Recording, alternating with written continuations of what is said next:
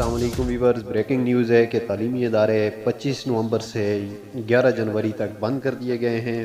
اس کا فیصلہ آج ہونے والی وزرائے تعلیم کانفرنس میں ہو چکا ہے۔ وفاقی وزیر شفقت محمود چودھری نے جو سفارشات پیش کی تھیں ان پر عمل درآمد کیا جا رہا ہے، اور یہ کہا جا رہا ہے کہ تعلیمی اداروں کو بند کیا جا رہا ہے۔ جو امتحانات اس دوران ہونے تھے ان کو بھی ملتوی کیا گیا ہے، اور یہ اب تک کی سب سے بڑی خبر آئی ہے کہ تعلیمی اداروں کو 11 جنوری تک بند کیا جا رہا ہے۔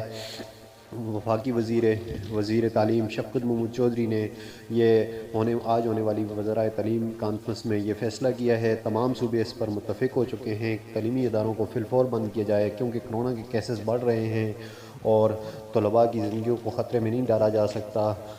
نئے تعلیمی شیڈول کا اعلان کر دیا گیا ہے، اس میں سلیبس کیا ہوگا اور اس میں کیسے بچوں کو آن لائن تعلیم دی جائے گی، اس کا اعلان بھی کر دیا گیا ہے۔ کچھ دیر میں باقاعدہ اس کا نوٹیفیکیشن ہو جائے گا۔